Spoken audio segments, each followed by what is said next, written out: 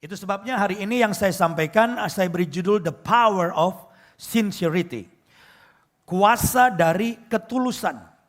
Saya ingin kita semua mengingat bahwa hati nurani atau conscience itu adalah kemampuan jiwa untuk membedakan antara benar dan salah. Dan mendorong seseorang untuk melakukan yang benar dan menghindari yang salah. Jadi saudara-saudara, kita satu-satunya makhluk hidup yang diberi oleh Tuhan hati nurani. Dan itu yang membuat kita bisa membedakan ini benar dan itu salah. Dan kita bisa membedakan sesuatu itu benar dan salah karena Tuhan memberi apa tadi? Hati nurani.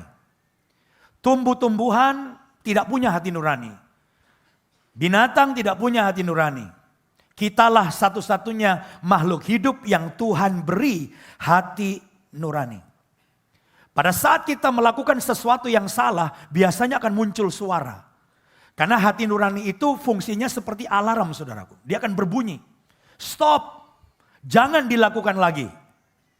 Dan saya pikir saudara semua punya pengalaman itu, betul nggak? Ya, waktu kita melakukan sesuatu yang salah, tiba-tiba ada suara, stop, jangan lakukan terus. Itu adalah suara dari apa? Hati nurani kita. Nah, kalau kita terus mengikuti hati nurani kita, saudaraku, maka hati nurani yang murni itu akan kemudian membuat kita memiliki yang namanya ketulusan. Jadi statementnya adalah pure conscience creates sincerity. Hati nurani yang murni itu akan membuat kita memiliki ketulusan. Dan ini yang saya mau sampaikan pada saudara. Kalau kita terus mentaati hati nurani kita yang ditopang oleh firman Tuhan dan kuasa Roh Kudus, terus kita mentaatinya, maka kita kemudian punya yang namanya ketulusan.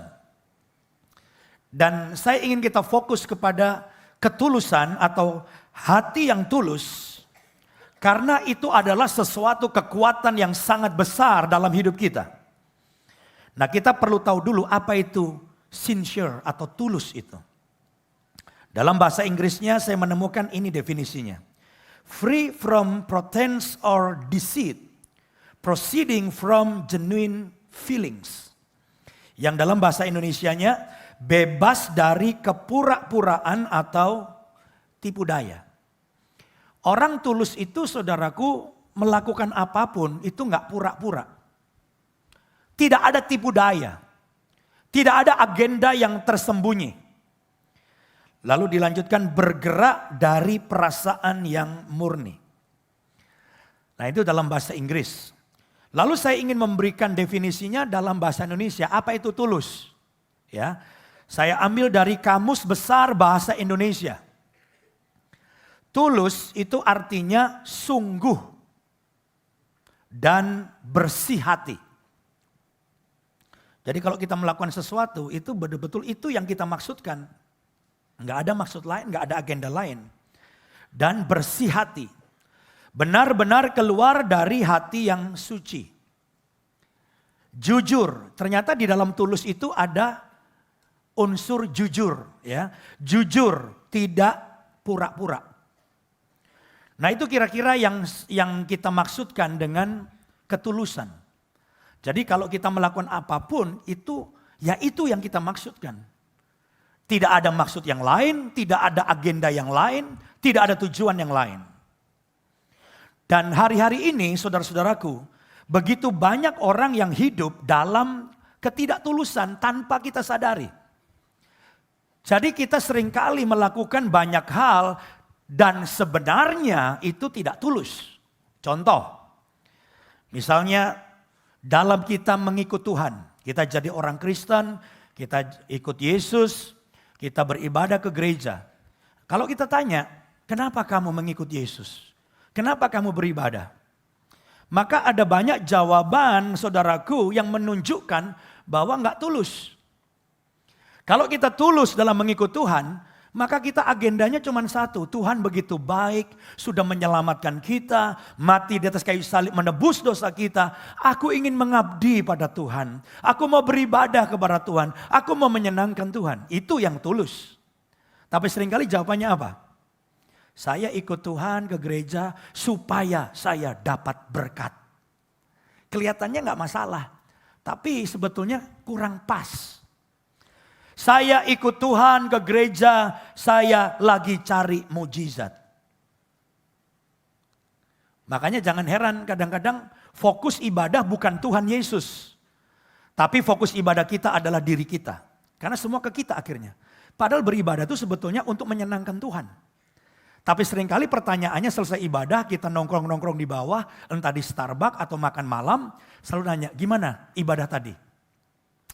Ya... lumayan, pendetanya kurang lucu. Atau lagunya kurang bagus, saya kurang puas. Jadi yang dipentingkan itu kepuasannya dia.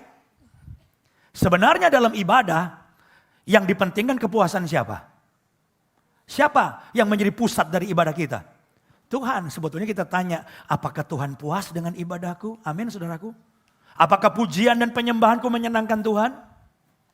Jadi seringkali kita salah fokus. Karena apa? Karena memang tidak tulus. Ada orang yang ngobrol, saya mau ke core. Tahu core ya? Sel grup kita namanya core. Kenapa lu ke core? Habis utang bank ditolak. Utang temen ditolak. Gimana gak ditolak? Utang bank gak pernah bayar. Ya kan? Tapi kalau di core bro, itu orangnya baik tapi bodoh-bodoh, gampang dibodohin katanya. Gitu saudaraku. Padahal sebetulnya bukan bodoh, tapi karena mereka mengasihi. Jadi ada orang yang datang dalam ibadah atau core dengan tujuan-tujuan yang menunjukkan tidak tulus. Begitu juga dalam kita membangun hubungan dengan orang lain. Ada banyak orang ngomong gini, lu ngapain bergaul sama dia, apa untungnya? Jadi orang berteman untung-untungan. Kalkulatornya jalan. Untung enggak?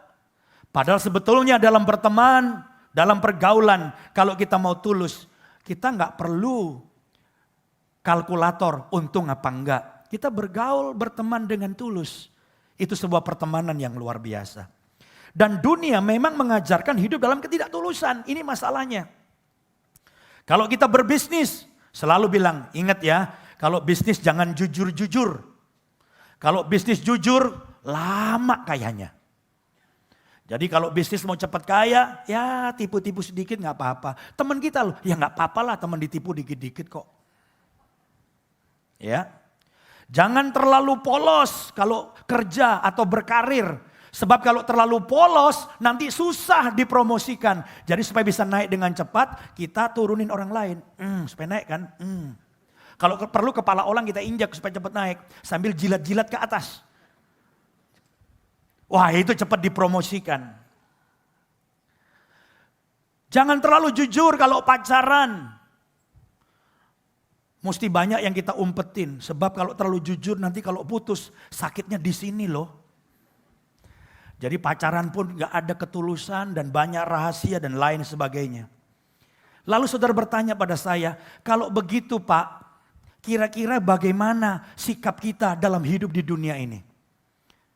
Apa yang harus kita lakukan? Nah kita lihat apa yang Yesus ajarkan. Ya, dalam Matius pasal 10 ayat yang ke-16.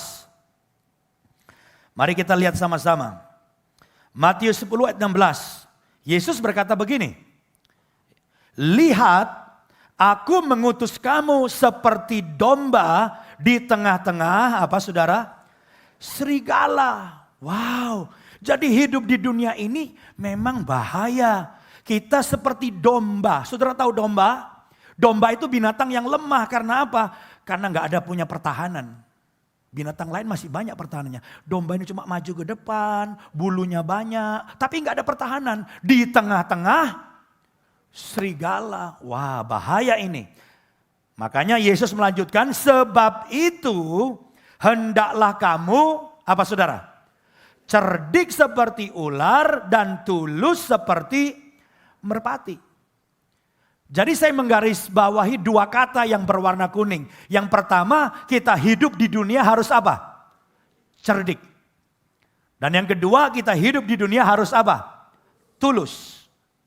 Jadi Tuhan menasihati kita untuk cerdik. Tapi catat baik-baik, cerdik bukan berarti licik. Beda cerdik dengan licik. Likiat, lihai, dan lili yang lain. Beda. Jadi saudara-saudara, kita harus cerdik. Tetapi cerdik kita itu juga harus dibatasi dengan kata yang kedua tadi, yaitu harus apa? Tulus. Kalau cerdik tidak ada ketulusan, bahaya. Tetapi kalau kita tulus, tidak punya kecerdikan, dimakan sama serigala. Nah, keseimbangan inilah yang harus kita miliki. Kita harus cerdik, tapi kita tulus. Sehingga cerdik kita masih dalam koridor yang benar, koridor yang sesuai dengan firman Tuhan. Nah, kembali kepada yang tulus tadi. Kita penting sekali untuk memiliki yang namanya ketulusan. Dan saya mau fokus kepada tulus. Kalau soal cerdik, saya pikir jemaat gak usah diajarin. Banyak yang cerdik. Tapi bagaimana di dalam kecerdikan ini kita tetap tulus. Dan tulus itu sangat powerful, saudara-saudara. Perhatikan Mazmur 37 ayat yang ke-37.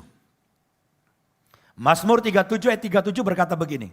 Perhatikanlah orang yang tulus. Dan lihatlah kepada orang yang jujur. Sebab pada orang yang suka damai. Nah ini kayaknya lompat nih ya. Suruh perhatikan orang tulus. Suruh lihat orang jujur. Sebab pada orang yang suka damai. Kok aneh ini? Akan ada masa depan. Saya mau jelaskan begini. Kalau orang tidak tulus. Berteman ada agenda. Dagang ada tipu-tipu. Nggak tulus, nggak jujur.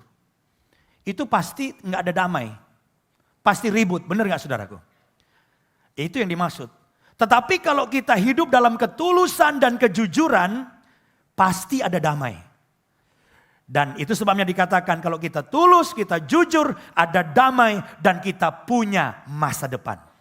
Saya berdoa bahwa setiap jemaat NDC itu punya ketulusan, kejujuran, dalam hidup pertemanan, dalam keluarga, dalam pergaulan. Supaya ada damai.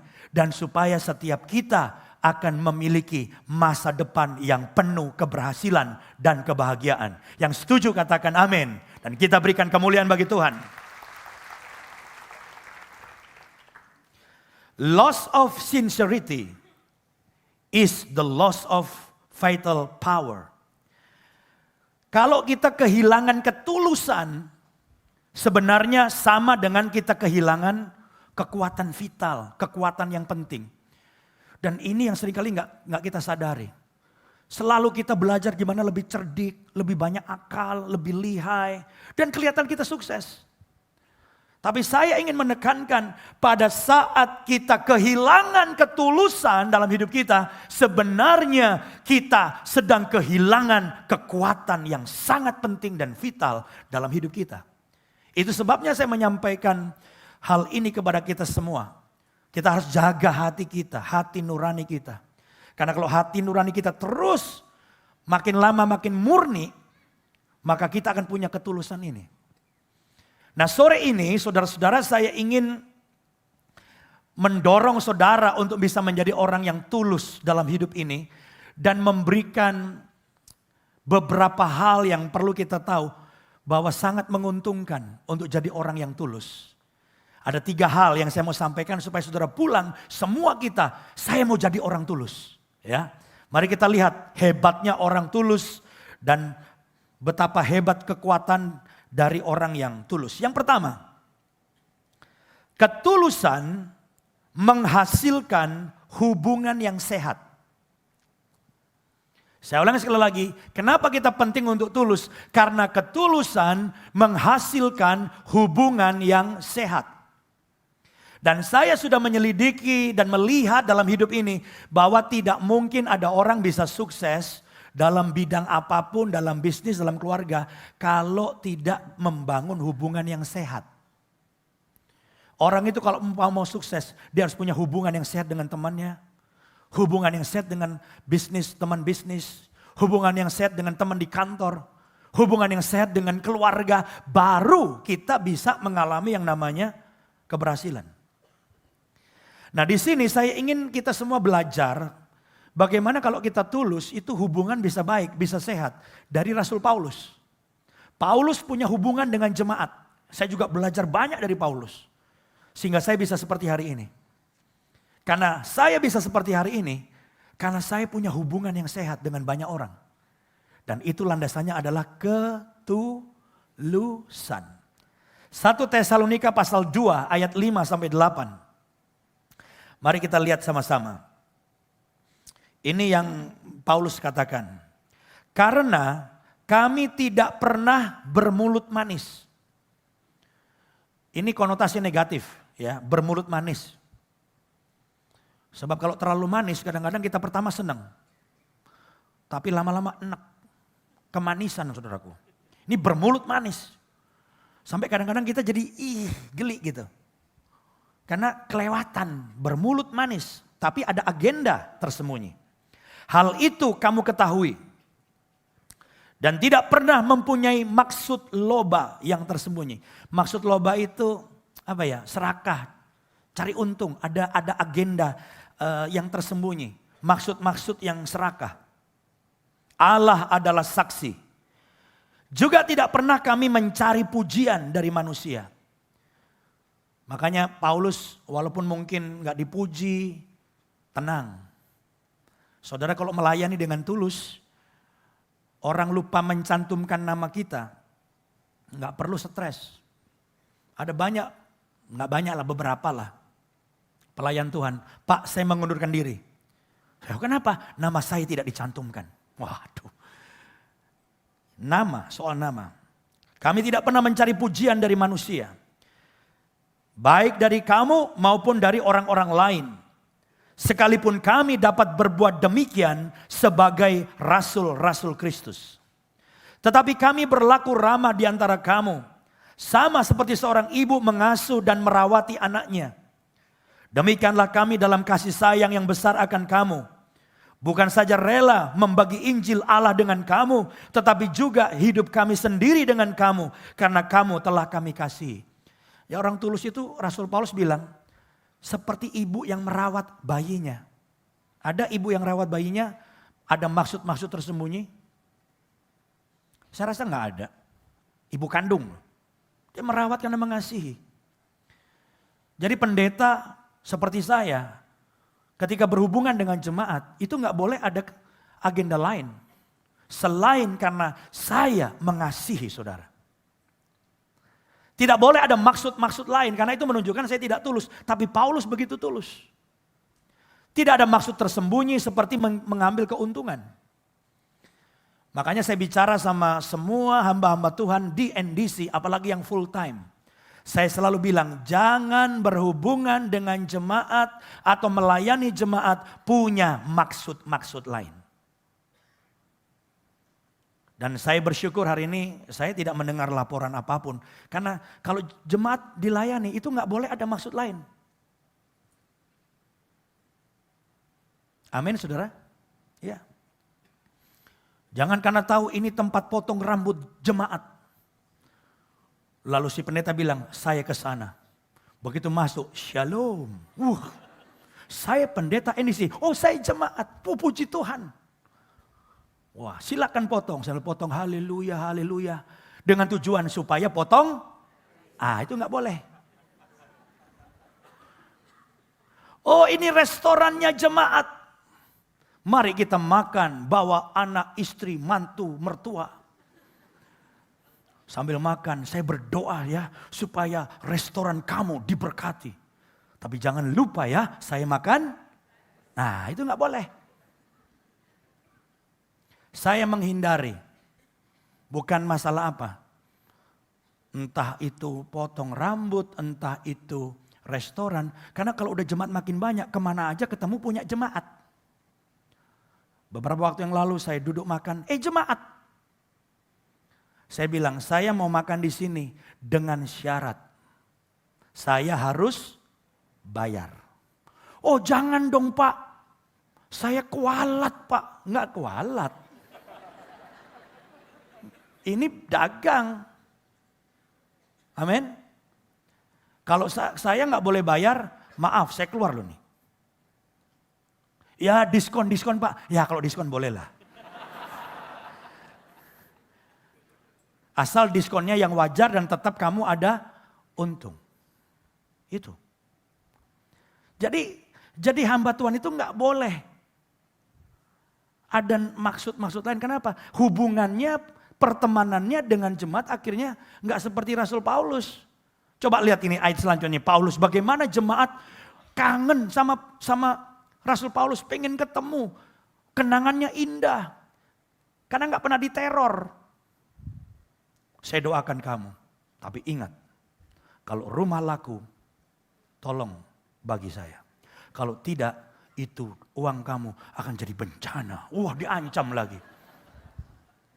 Coba kita lihat ya, apa yang jemaat rasakan. Ayat selanjutnya 1 Tesalonika 3 ayat 6-7. Tetapi sekarang setelah Timotius datang kembali dari kamu. Jadi ini Paulus sudah pergi ke tempat lain, Timotius ada di situ. Dan sekarang Timotius datang kembali dari kamu dan membawa kabar.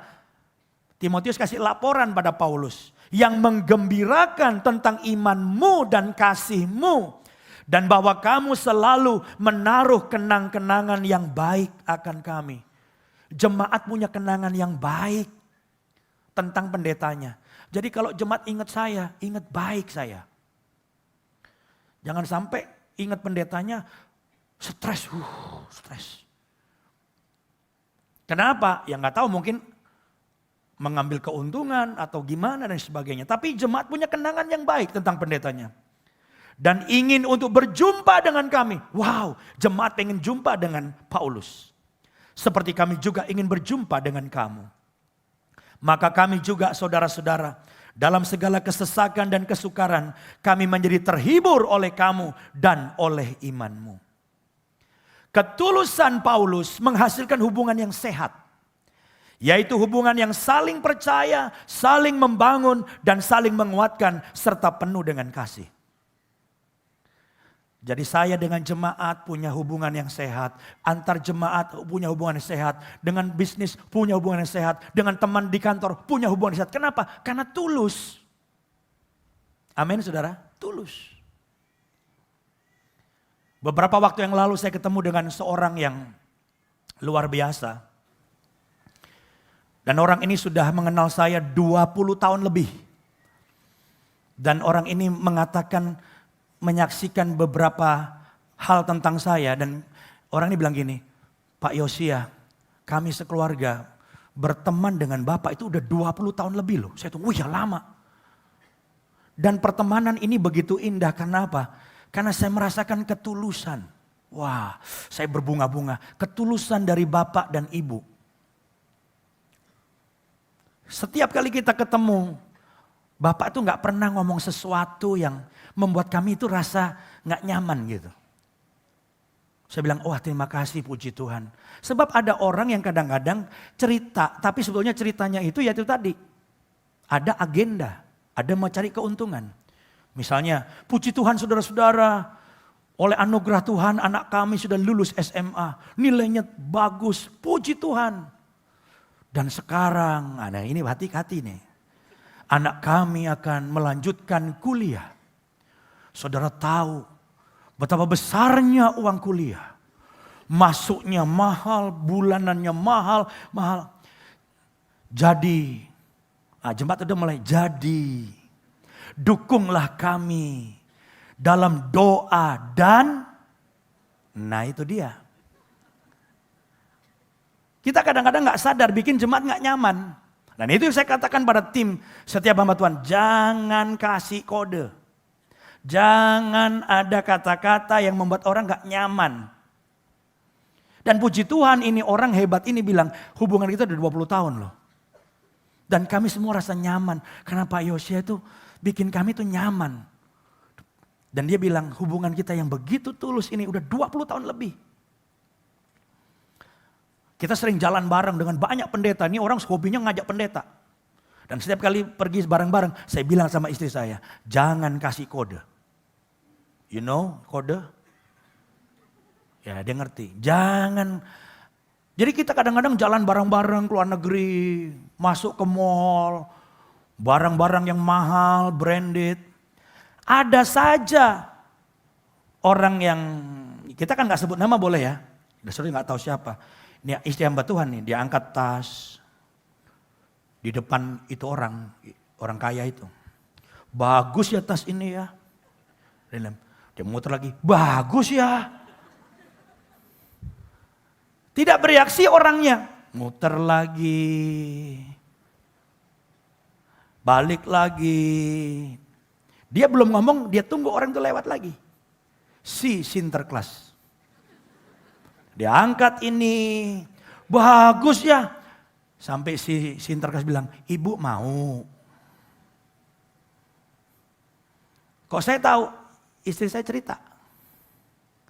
Ada orang yang lihat, ini ada jas.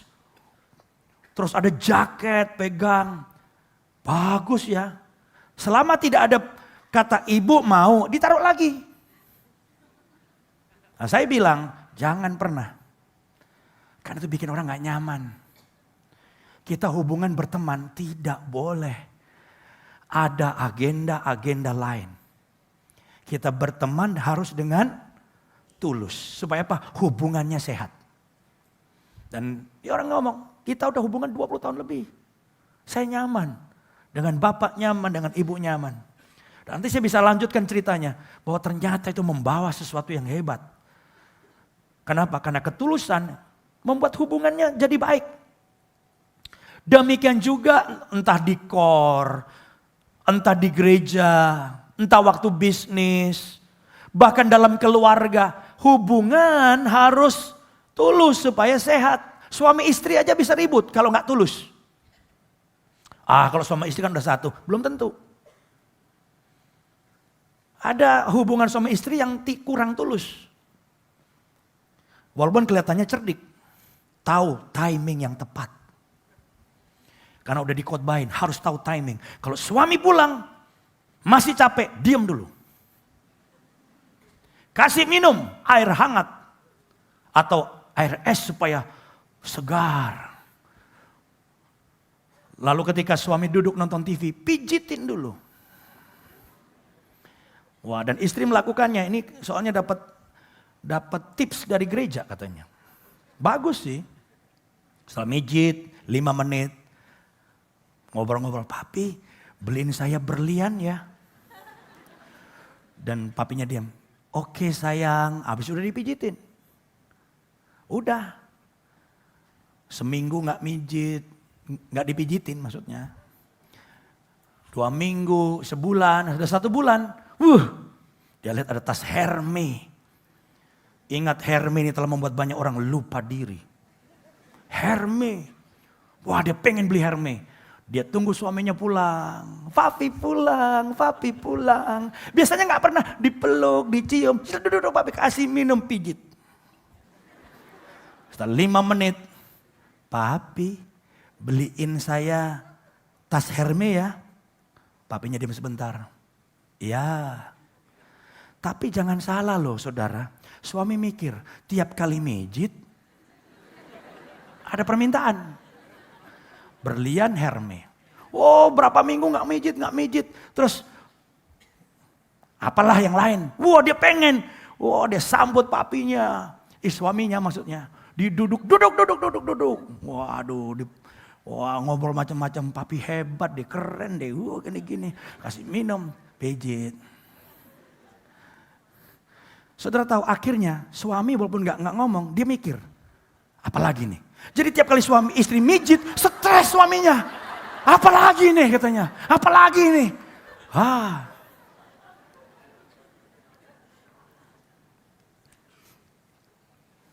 Suami juga sama. Suami satu hari kemarin, kalau saya bilang kemarin belum tentu kemarin itu kemarin dulu maksudnya. Ada suami yang bilang gini ngeluh. Istri saya ini punya kebiasaan yang saya diperhatikan, Pak. Pokoknya kalau ada satu entah makan entah apa ya, kalau ujungnya dia tahu saya yang bayar, itu dia mau pesen apa aja dipesen. Kan dia tahu yang bayar saya, Pak. Ya saya nggak tahu pengaturannya, tapi dia ngomong gitu. Tapi kalau misalnya dia tahu dia yang bakal bayar, dia pesen dikit sampai kita kelaparan kurang kenyang loh kata Pak. Wow, begitu. Pokoknya saudara tahulah setiap keluarga, hubungan dan sebagainya. Intinya cuma satu. Jadilah orang tulus. Nggak ada agenda. Ingin kita itu dalam hubungan itu hubungan yang sehat. Dan itu dibangun dengan ketulusan. Dan kita akan jadi orang yang hebat karena kita punya hubungan yang sehat. Dalam keluarga, dalam bisnis, dalam bidang apapun. Ketulusanlah yang akan menciptakan sebuah hubungan yang sehat. Yang setuju katakan amin. Memberikan kemuliaan bagi Tuhan. Haleluya. Saya baru poin 1 udah kurang 12 menit nih saudaraku. Oke, dengan cepat. Yang kedua. Kenapa kita perlu jadi orang tulus? Karena ketulusan memberi nilai tambah dalam diri kita. Orang tulus itu naik harganya. Ada value added-nya. Dan kalau kita lihat apa yang Yesus sampaikan, bahwa memang di mata Yesus pun orang yang tulus itu punya nilai lebih. Coba kita lihat Markus 12 ayat 41 sampai 44. Pada suatu kali Yesus duduk menghadapi peti persembahan. Dan memperhatikan bagaimana orang banyak memasukkan uang ke dalam peti itu. Banyak orang kaya memberi dalam jumlah yang besar. Lalu datanglah seorang janda yang miskin. Dan ia memasukkan 2 peser. Yaitu 1 duit. Pokoknya kecil lah nilainya, gak usah dihitung ya. Maka dipanggilnya murid-muridnya dan berkata kepada mereka, aku berkata kepadamu, sesungguhnya janda miskin ini memberi lebih banyak daripada semua orang yang memasukkan uang ke dalam peti persembahan. Sebab mereka semua memberi dari kelimpahannya, tetapi janda ini memberi dari kekurangannya. Semua yang ada padanya, yaitu seluruh nafkahnya.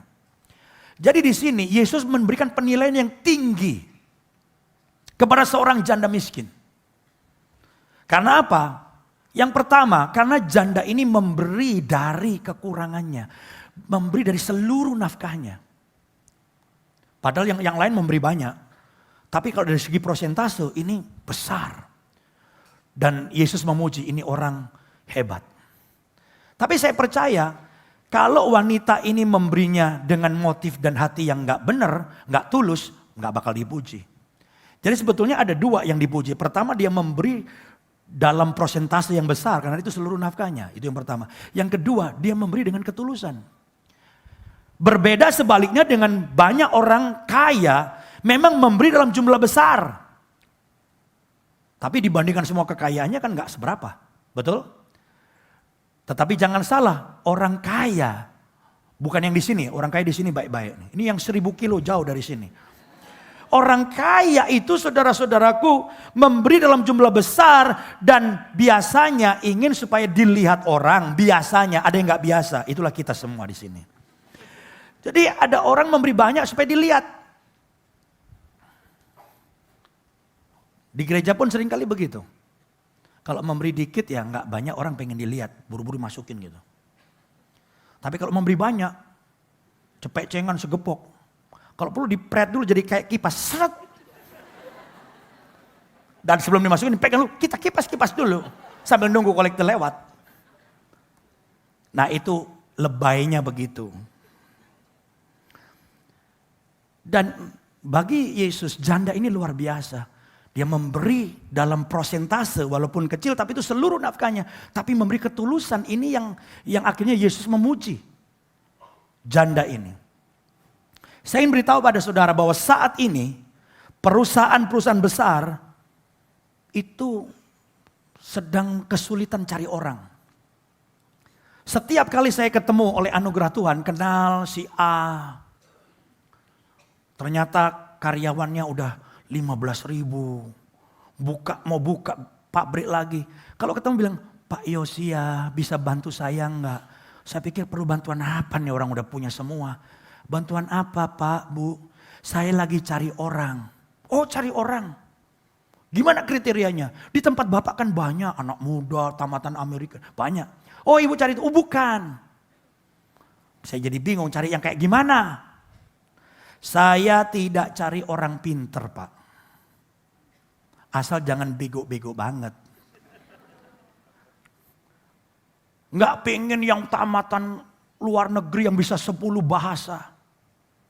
Saya yang sulit itu bagaimana ini mau saya kembangkan, buka usaha baru-baru. Saya cari orang yang jujur, yang tulus, yang bisa saya percaya. Jadi sebenarnya ada satu lowongan yang banyak. Kenapa? Bukan sekali ini aja. Saya banyak ketemu orang yang diberkati Tuhan dan lagi cari orang. Semuanya ngomong saya nggak cari orang pinter. Tapi ada sambungannya, asal jangan bego-bego banget. Saya nggak cari yang gelarnya sederet gitu, enggak. Saya hanya cari orang yang saya bisa andalkan, yang saya bisa percaya, orang yang jujur, orang yang tulus, orang yang takut Tuhan. Dan ini yang sering kali saya ketemu di mana-mana seperti itu. Jadi orang yang tulus dan jujur itu nilai jualnya tinggi. Kenapa? Karena punya value added tadi, punya nilai tambah. Yesus memandang juga ini orang, wanita ini hebat, janda ini hebat. Bukan karena dia kaya dan lain sebagainya, tapi karena memberi seluruh nafkahnya dengan ketulusannya. Kalau saudara membaca Revive, maka dalam Revive itu pernah diangkat sebagai ilustrasi seorang bapak namanya Hotman Zainal Arifin. Bapak ini diangkat menjadi salah satu contoh saudara-saudara. Karena apa? Karena dia hanya lulusan SMA. Dari desa lulus SMA merantau ke Jakarta dan kerjaannya saudaraku jadi pedagang asongan. Dia jadi pedagang asongan kerja keras. Lalu memberanikan diri untuk melamar di bank. Dan akhirnya diterima sebagai office boy di Citibank. Office boy. Tapi dengan cepat dari mulut ke mulut dia menjadi buah bibir. Karena apa? Semua orang suka sama dia. Dia menolong orang tanpa lihat ada duitnya apa enggak. Pokoknya dia dengan tulus, kata tulus ini. Dia bantu. Apapun. Lalu kemudian dari office boy dia mau belajar. Kemudian dia pelan-pelan mulai naik. Menjadi petugas fotokopi di Citibank. Cuma fotokopi. Lalu karena banyak orang suka sama dia, tiap ada lowongan yang agak tinggi di atas itu, selalu orang ngomong dia aja. Pak Hotman aja, dia orang bagus, naik.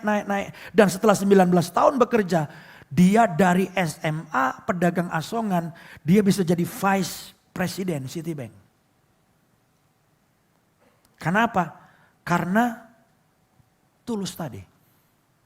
Jadi saya ingin katakan ketika saudara punya ketulusan dan kejujuran, saudara punya nilai tambah.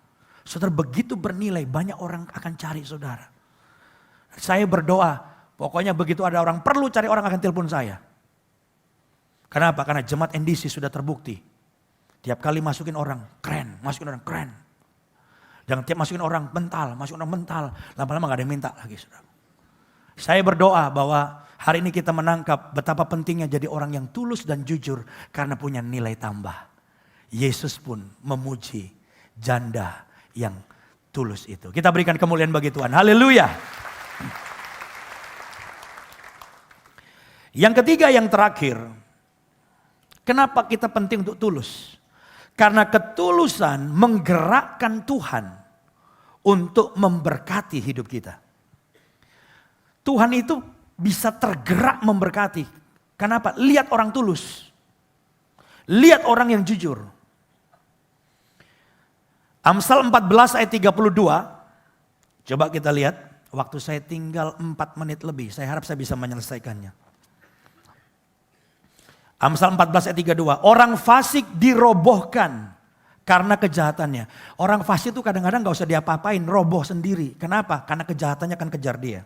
Tetapi orang benar mendapat perlindungan karena apa?